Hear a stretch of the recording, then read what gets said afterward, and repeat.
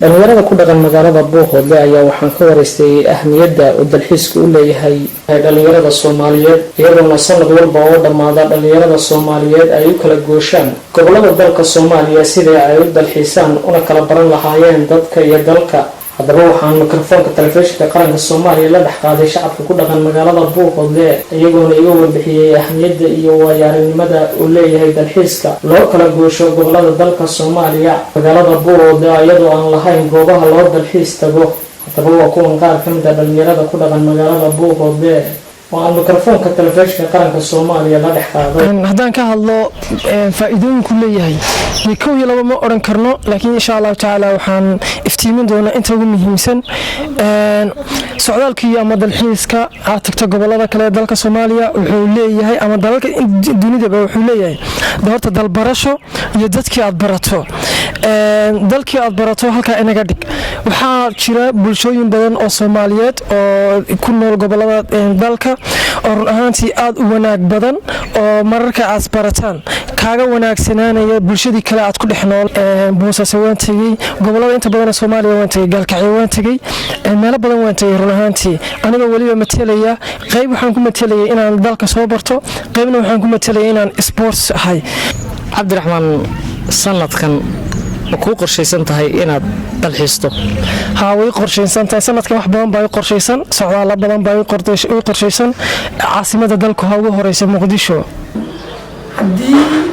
dalxiisayaashu nabadgelyo iyo dalxiisayaashu inoo yimaadaan waxaan noqonaynaa wadanka loogu dalxiis badan yahay. waxaan soo dhaweynayaa ama dhiirigelinayaa dalxiiska inaynu kor u qaadno mar walba soo dhiirigelinayaa. runtii anigu waxaan jeclaan lahaa inaan u dalxiis tago xagga Muqdisho sanadkan inaan xagga u dalxiis tago aad iyo aad baan jeclaan lahaa. waxa weeye wadanku dhul badan oo dalxiis ah ayaa jira oo indhaha u roon oo uu dalxiiska afka caarigana waxa lagu macneeyaa sayaaxiga ama dalxiiska dhul badan ayaa jira Soomaaliya waqooyi koonfurba intaba ma kala dhacaan iyo bariba ilaa Raasingboodi ilaa Raasayr wadanku waa dhul badan oo dalxiis ayuu leeyahay. hadday tahay caalqadii tareex ee sayidka lagu yaqaanay daraawiishta cayn lagu yaqaanay weeyaan calqado ayuu leeyahay dalxiiska ku wacan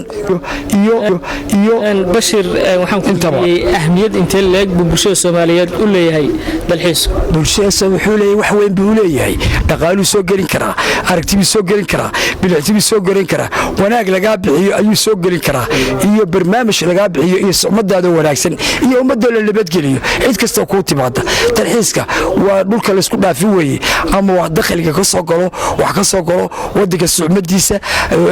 quruxiisa bilicdiisa intaba keenta aqoonin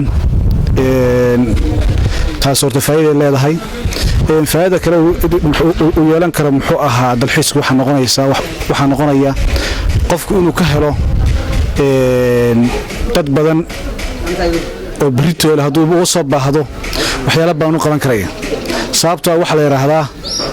qof aad baratay oo walaaka ahayni wuxuu ku faa'iideynaya waxyaalo badan adduunka maanta la joogana dadku waxay isku raacaan muxuu ahaa waa aqoon iyo fikir bay isku raacaan marka taas waxay ka qayb qaadanaysaa in dhalinyarada is dhex gasho. Maxamed Ali Bile, telefishinka qaranka Soomaaliya Buuqoodle.